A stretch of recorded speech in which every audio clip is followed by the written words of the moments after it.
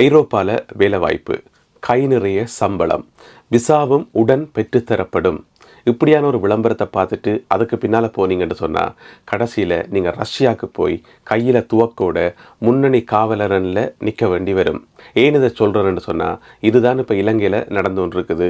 இந்த மாதிரியான போலியான விளம்பரங்களை செய்கிறதுல சில முன்னணி நடிகைகளும் ஈடுபட்டிருக்கிறதாக செய்திகள் வந்திருக்கு.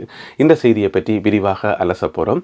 அதோட இன்னும் ஒரு செய்தி, கனடாவில் ஈழத்தமிழர்களால் முன்னெடுக்கப்படுற ஒரு நடவடிக்கையை இலங்கை அரசாங்கம் தடுத்து நிறுத்த தவறிவிட்டது என்று சொல்லி இலங்கை அரசாங்கத்துக்கு மேலே ஒரு கொழும்பு பத்திரிகை ஒன்று குற்றம் சாட்டி இருக்குது. அப்படி ஈழத்தமிழர்களால் முன்னெடுக்கப்படுற நடவடிக்கை என்ன, அதை ஏன் இலங்கை அரசாங்கம் தடுத்து நிறுத்த வேண்டும், எதற்காக அந்த பத்திரிகை இலங்கை அரசாங்கத்தை குற்றம் சாட்டுது, இந்த செய்தியையும் சேர்த்து இந்த வீடியோவில் அலச போகிறோம். வீடியோக்குள்ளே போகலாம் வாங்க. தமிழடியான் யூடியூப் சேனலுக்கு உங்கள் அனைவரையும் வருகவன அன்புடன் வரவேற்கின்றேன். சமகால அரசியல், சமூக, பொருளாதார விடயங்களின் ஆய்வுகளை தெரிந்து கொள்ள தமிழடியான் யூடியூப் சேனலை சப்ஸ்கிரைப் பண்ணுங்கள். இப்போ தென்னிலங்கையில் ஒரு அமோகமான விளம்பரம். என்ன விளம்பரம் என்று சொன்னால், நீங்கள் வெளிநாட்டுக்கு போகலாம், கை நிறைய சம்பாதிக்கலாம், யூரோப்புக்கு போகலாம், உங்களுக்கு நிரந்தரமான வேலை கிடைக்கும், இலகுவாக விசா எடுத்து தாரம் என்று சொல்லி ஒற்றிய விளம்பரம் கொடுக்குறார்கள். யாருன்னு பார்த்தீங்கன்னு சொன்னால் இலங்கையில் பிரபலமாக இருக்கக்கூடிய நடிகைகள். அந்த நடிகைகள் யாருன்னு பார்த்தீங்கன்னு சொன்னால் இப்போ இலங்கையில் உள்ள தொலைக்காட்சிகளில் பிரபலமாக போய்கொண்டிருக்கக்கூடிய சீரியல்கள், அதாவது தொலைக்காட்சி தொடர்களில் நடிக்கக்கூடிய முக்கியமான நடிகைகள் எல்லாரும் சேர்ந்து தாறுமாறா விளம்பரம் செய்யணுமாம். உங்களுக்கு வெளிநாட்டில் வேலை வாய்ப்பு என்று சொல்லி ஏற்கனவே நாங்கள் கவலைப்பட்டு கொண்டிருக்கிறோம். எங்களுடைய வடக்கு கிழக்கு இளைஞர்களும் யுவதிகளும் வெளிநாட்டுக்கு போகிறதுலேயே ஆர்வம் காட்டினோம், உள்நாட்டில் இருக்கிறதுல ஆர்வம் காட்டினோம், இல்லை நாட்டை விட்டு இப்படியே போனால் எங்களுடைய சனத்தொகை குறைஞ்சிடும். இந்த மாதிரியான விஷயங்களை நாங்கள் ஒரு அக்கறை செலுத்தி கொண்டிருக்கும் போது இதே விஷயம்தான் இலங்கையில் தென்னிலங்கையிலே நடக்குது. அதுக்கு காரணம் இலங்கையின் ஆட்சியாளர்கள் நடந்து கொள்கிற விதம். அது ஒரு பக்கம் இருக்கட்டும். இப்போ தென்னிலங்கையில் என்ன நடக்குதுன்னு சொன்னால், மிக முக்கியமாக ஐரோப்பாவுக்கு கூட்டிக் கொண்டு வரோம் என்று சொல்லி இந்த மாதிரி நடிகைகளை வச்சு விளம்பரம் செய்து ஆக்களை கடத்தி கொண்டு போயிட்டு ரஷ்யாவில் கொண்டு விடுறாங்களாம். எப்படி நடக்குதுண்டா இது? நேற்று இலங்கை போலீஸ் 2 பேரை கைது செய்து நீர்கொழும்பு நீதிமன்றத்தில் முற்படுத்தினது. அந்த 2 பேரும் ஆரண்டு பார்த்தீங்கன்னு சொன்னால், அதில் ஒரு ஆள் முன்னாள் இராணுவ மேஜர், இராணுவத்தில் பணிபுரிந்த மேஜர் தர அதிகாரி. மற்றவர் அவருடைய நண்பர். அவர் தான் இந்த ஏஜென்சியை நடத்துகிறவர், அதாவது வெளிநாட்டு வேலை வாய்ப்புகளை பெற்றுக் கொடுக்கின்ற ஒரு நிறுவனத்தை நடத்துகிறவர் தான் மற்றவர். இவர்கள் 2 பேரும் நண்பர்கள். இவை 2 பேரும் என்ன செய்கிறோம் என்று சொன்னால், அந்த இராணுவ மேஜருக்கு வேலை, இலங்கை இராணுவத்தில் பணிபுரிகின்றவர்கள், பணிபுரிந்து ஓய்வு பெற்றவர்கள், இந்த மாதிரியான ஆக்களை திரட்டி அவையோட கதைச்சு பேசி அவையின் மண்டியை கழுவி ஆக்களை வெளிநாட்டுக்கு அனுப்புறது. இதுதான் இராணுவ மேஜருடைய வேலை. ஏனென்று சொன்னால், ஒரு மேஜர் தர அதிகாரி என்று சொன்னால் உங்களுக்கு தெரியும், அவருக்கு இவ்வளோ பேர் பணிபுரிஞ்சிருப்பினும் எத்தனை பேரை அவருக்கு தெரிஞ்சிருக்கும். எனவே அவர்களில் தெரிவு செய்யப்பட்ட ஆக்களை, வெளிநாட்டுக்கு போகிறதுல ஆர்வம் இருக்கிற ஆக்களை, இல்லை போக விருப்பமில்லாத ஆக்களை மண்டையை கழுவி இந்த தன்னுடைய நண்பர் நடத்துகிற அந்த ஏஜென்சிக்கு அனுப்பி இப்படி எக்கச்சக்கமான ஆக்களை வெளிநாட்டுக்கு அனுப்பியிருக்கிறோமா. அப்போ இவே 2 பேரையும் கைது செய்து விசாரணை நடத்தின போது இன்னும் சில அதிர்ச்சியான தகவல்கள் எல்லாம் தெரிய வந்திருக்காம். இன்னும் நிறைய பேர் இந்த வலையமைப்பில் வெளியில் இயங்கி கொண்டிருக்கிறோம். அவர்கள் எல்லோருமே விரைவில் கைது செய்யப்படுவார்கள் என்று சொல்லப்படுது. அப்போ நீர்கொழும்பு நீதிமன்றத்தில் முற்படுத்தப்பட்ட இந்த 2 பேருமே மே மாதம் 2ஆம் தேதி வரைக்கும் விளக்கமறியலில் வைக்கப்பட்டிருக்கணும். அதுக்கு பிறகு அவர்கள் மேலே விசாரணைகள் தொடர்ந்து நடக்கும். அதே வேளையில் இவர்களுக்கு போலியான விளம்பரங்களை கொடுத்து உதவின அந்த நடிகைகளும் விரைவில் கைது செய்யப்படலாம் என்று சொல்லி தெரிவிக்கப்படுது.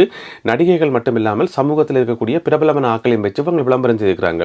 இந்த விளம்பரங்களில் சொல்லப்பட்ட தகவல்கள் எல்லாமே போய் இப்படி ஐரோப்பாவுக்கு உங்களை ஏற்றி கொண்டு போகிறோம், நல்ல வேலை வாய்ப்பு பெற்றுத்தரோம் என்று சொல்லி போட்டு கட்டுநாயக்கா விமான நிலையத்தில் ஏற்றி கொண்டு போய்க்குள்ள பாதி வழியில் போய்க்கலாம். உண்மையை சொல்லினமாம், நீங்கள் போகிறது ஐரோப்பாவுக்கு இல்லை, அதுக்கு கொஞ்சம் பக்கத்தில் இருக்கக்கூடிய ரஷ்யாவுக்கு என்று சொல்லி. அதுக்கு பிறகு நீங்கள் அதிர்ச்சியானாலும் சரிதான், டென்ஷன் ஆனாலும் சரிதான், எதுவுமே உங்களால் செய்ய முடியாது. அவர்களுடைய அந்த வலையமைப்பிலிருந்து தப்பிக்கவே முடியாதாம். அதாவது நீங்கள் ரஷ்யாவில் போயிட்டு இராணுவத்தில் சேர்ந்து கையில் துவக்க ஏந்தும் வரைக்கும் உங்களால் தப்பிக்கவே முடியாது. ஒருவேளை தப்பிக்கிறதாக இருந்தால் நீங்கள் விமானத்தில் இருந்தால் கீழே குதிக்கணும் என்று சொல்லி அந்த செய்தியில் சொல்லப்பட்டிருக்கு. அப்படி ஐரோப்பாவில் கொண்ட விடுறோம் என்று சொல்லி பொய் சொல்லி ஏமாற்றி கொண்டு போயக்குள்ள பாதி வழியில் போய்க்குள்ள உண்மையை சொல்கிறாங்களாம். அதுவும் எப்படி சொல்கிறாங்கன்னு சொன்னால், நீங்கள் ரஷ்ய இராணுவத்தில் சேர்றீங்கன்னு சொன்னால் உங்களுக்கு நிறைய சம்பளம் பெறும், 9 லட்சம் 10 லட்சம் ரூபா கிட்ட சம்பளம் பெறும். அது முதலாவது. 2வது உங்களுக்கு ரஷ்ய குடியுரிமை கிடைக்கும். ஏற்கனவே நிறைய பேர் இப்படியான சம்பளங்கள் எடுத்து ஊருக்கு அனுப்பி கொண்டிருக்கணும். ரஷ்ய குடியுரிமைக்கு விண்ணப்பிச்சிருக்கணும். ரஷ்ய குடியுரிமை நீங்கள் எடுத்துட்டீங்கன்னு சொன்னால் உலகத்தில் எந்த மூலைக்கு நீங்கள் போகலாம், இலங்கையில் இருக்கிறவங்களோட குடும்பத்தை ரஷ்யாவுக்கு கூப்பிடலாம், அது இதுன்னு சொல்லி ஆசை வார்த்தை காட்டி அதோட நீங்கள் ரஷ்யாவில் போயிட்டு நீங்கள் சண்டையெல்லாம் பிடிக்க தேவையில்லை, துவக்க வச்சுக்கொண்டு முன்னணி அரணுக்கெல்லாம் போக வேண்டிய அவசியம் இல்லை. உங்களுக்கு தரப்படுற வேலை எல்லாமே பின்கள பணி தான், அதுவும் பராமரிப்பு பணிகள் தான்.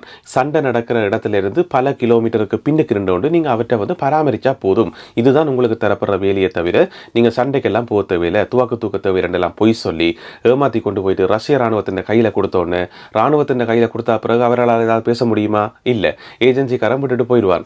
அதுக்கு பிறகு ராணுவம் என்ன சொல்லுதோ அதைத்தான் செய்யணும். ட்ரைனிங் கடனா எடுக்கணும், தூக்கணும், போய் சண்டைக்கு போகணும்னா போகத்தான் வேணும். இந்த மாதிரி ஆக்களை சேர்த்து இதுவரைக்கும் 500 இலங்கையர்கள், அதாவது இலங்கை ராணுவத்தில் பணிபுரிந்தவர்கள், இலங்கை ராணுவத்தில் முன்னர் பணிபுரிந்தவர்கள், இந்த மாதிரி எல்லாரையும் சேர்த்து மொத்தமாக 500 பேருக்கிட்ட இப்போ ரஷ்ய ராணுவத்தில் வந்து சேர்க்கப்பட்டிருக்காம். அவர்கள் எல்லோருமே துப்பாக்கிகளை ஏந்தி கொண்டு முன்னணி அரண்களில் நிற்கணுமாம். இப்போ என்ன விஷயம் என்னன்னு சொன்னால், பொய் சொல்லி ஏமாற்றி கொண்டே ரஷ்யாவில் உடனே விடினம் தானே, அப்படி போகக்குள்ள அங்கிருந்து ஓடுறதுக்கு நிறைய ராணுவத்தினர்கள் வந்து முயற்சி செய்யணுமாம். இலங்கையிலேருந்து தப்பியோடி ரஷ்யாவுக்கு போய் இப்போ ரஷ்யாவிலேருந்து தப்பியோடி வேறு நாடுகளுக்கு ஓடுறதுக்கான முயற்சியில் வந்து நிறைய பேர் ஓடினமாம். இந்த கைது செய்யப்பட்ட ராணுவ மேஜருடைய பேர் வந்து விஜய பண்டாரவாம்.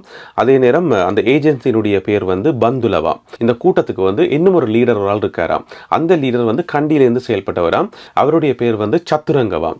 அவரை தேடி போலீஸ் போன போது தான் தெரிய வந்திருக்கு என்ன சொன்னா, அவரும் ஏற்கனவே ரஷ்யாவுக்கு போயிட்டாராம். ரஷ்யாவில் போயிட்டு தூக்கி ஆமியில் சேர்ந்திருக்காரா அல்லது அங்கே வேறு எங்கேயாவது நிற்கிறாரா என்னன்னு தெரியல. ஆனால் ஆள் நாட்டில் எல்லாம் ரஷ்யாவுக்கு தப்பி ஓடிட்டாராம் என்று சொல்லி காவல்துறைக்கு தகவல் தெரிய வந்திருக்கு. இப்போ ரஷ்ய ராணுவத்தில் போய் சேர்ந்து ரஷ்யாவுக்காக சண்டை பிடிக்கிறாங்கன்னு சொன்னால் அது ஒன்றும் ரஷ்யா மேலே இருக்கிற பாசத்தாலேயோ அல்லது ரஷ்ய நாட்டில் இருக்கிற தாய் நாட்டு பற்றெல்லாம் கிடையாது. அது முழுக்க காரணம் வந்து சம்பளம் தான். அப்படி சம்பளத்தை நம்பி போய்க்குள்ள வந்து அங்கே அவர்கள் உயிரிழக்க வேண்டி வரும்போது என்ன செய்யணும்னு சொன்னால் விட்டுட்டு ஓடினோம். இந்த சம்பவங்களை கேள்விப்படையக்குள்ள எனக்கு ஒரு பாட்டு வரி ஒன்று ஞாபகம் வருது, ஒரு பிரபலமான பாட்டு. தப்ப வழி ஏதுமின்றி சம்பளத்தை நம்பி தங்க தமிழ் ஈழம் வந்து சாவதுமேன் தம்பி என்று சொல்லி ஒரு பாட்டு. இந்த பாட்டினுடைய முதல் வரி கண்டிப்பாக உங்களுக்கு தெரிஞ்சிருக்கும். பாப்பம் எத்தனை பேர் கண்டுபிடிக்கிறீங்கன்னு சொல்லி மறக்காம கமெண்ட்ஸ்ல போடுங்க இந்த பாட்டினுடைய முதல் வரி என்னன்னு சொல்லி. கனடாவில் ஈழத்தமிழர்களால் முன்னெடுக்கப்படுற ஒரு நடவடிக்கையை இலங்கை அரசாங்கம் தடுத்து நிறுத்த தவறிவிட்டது. அதில் வந்து இலங்கை அரசாங்கம் தோற்றுவிட்டது என்று சொல்லி ஒரு கொழும்பு பத்திரிகையில் குற்றம் சாட்டப்பட்டிருக்கு. அது என்ன நடவடிக்கை என்று சொன்னால், கனடாவில் இருக்கக்கூடிய பிராம்டன் நகர சபை வந்து அந்த இடத்துல வந்து ஒரு நினைவு தூவி ஒன்று அமைக்கிறதுக்கான அனுமதியை வழங்கி இருக்குது. அது என்ன நினைவு தூவி என்று சொன்னால், முள்ளிவாய்க்கால் இனப்படுகொலை நினைவு தூவி. இந்த நினைவு தூவியை அமைக்கிறதுக்கான ஒரு உறுதியை வந்து 3 வருடங்களுக்கு முதலே சொல்லியிருந்தது. இப்போ வந்து கனடா பிராம்டன் நகரசபை வந்து அதுக்கான அனுமதியை வந்து உத்தியோகபூர்வமாக கொடுத்திருக்குது. இந்த நினைவு தூவி வந்து எங்க அமைக்கப்பட போகுதுன்னு சொன்னா, பிராம்டன் நகரசபை எல்லைக்குள்ள இருக்கக்கூடிய சிங்குவா கூசி பார்க் என்று சொல்லப்படக்கூடிய ஒரு பூங்காவில் தான் அமைக்கப்பட போதாம். இதனுடைய உயரத்தை பார்த்தீங்கன்னு சொன்னா 4.8 மீட்டர் உயரமாம். இது வந்து துருப்பிடிக்காத இரும்பினால செய்யப்படுற ஒரு நினைவு தூவியாம். இந்த நினைவு தூவி அமைக்கப்பட்ட இலங்கை அரசாங்கம் இனப்படுகொலை செய்தது, தமிழர்களை வந்து இனப்படுகொலை செய்யப்பட்டதுன்றதை மீண்டும் ஒரு தடவை நிரூபிக்கிற மாதிரி அமைஞ்சிடும். எனவே இந்த நினைவு தூபியை வந்து அமைக்கிறதுக்கு விடக்கூடாது, அதற்கான எதிர் நடவடிக்கைகளை வந்து இலங்கை அரசாங்கம் மேற்கொள்ளணும்னு சொல்லி இந்த பத்திரிகை வந்து தாங்கள் கனகாலமாக சுட்டி காட்டிக்கொண்டே வந்ததாம். ஆனால் இலங்கை அரசாங்கம் அதை கேட்குற மாதிரியே இல்லையாம். அதில் வந்து அவர்கள் தவறி விட்டார்களாம்.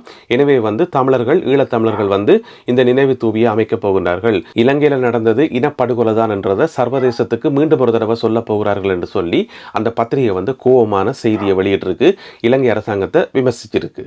தமிழின படுகொலை நடந்தது என்றது அகில உலகத்துக்கே தெரியும். ஈழத்தமிழர்கள் இந்த உலகத்தில் எந்தெந்த மூலையிலெல்லாம் வாழினமோ, எங்கெங்கெல்லாம் வாழினமோ அங்கே எல்லாமே வந்து இதே மாதிரியான நினைவு தூபிகள் அமைக்கத்தான் செய்வார்கள். ஏனென்று சொன்னால், தமிழின படுகொலை நடந்ததுன்றது மறக்க முடியாத உண்மை. அது அகில உலகத்துக்கே தெரிஞ்ச ஒரு உண்மை. அதை யாராலும் மூடி மறைக்க முடியாது. எனவே அப்படியான ஒரு முயற்சியில் இறங்குறதை விட்டுட்டு தமிழ் மக்களுக்குரிய தீர்வை கொடுக்க சொல்லி இலங்கை அரசாங்கத்தை வலியுறுத்துறது தான் ஒரு பத்திரிகையாக நீங்கள் செய்யக்கூடிய ஒரு கடமையாக இருக்கும். ஆனால் அதை நீங்கள் செய்வீங்களா இல்லையான்றதான் மிகப்பெரிய கேள்வி. மீண்டும் மற்றும் ஒரு பதிவில் சந்திப்போம். நன்றி, வணக்கம்.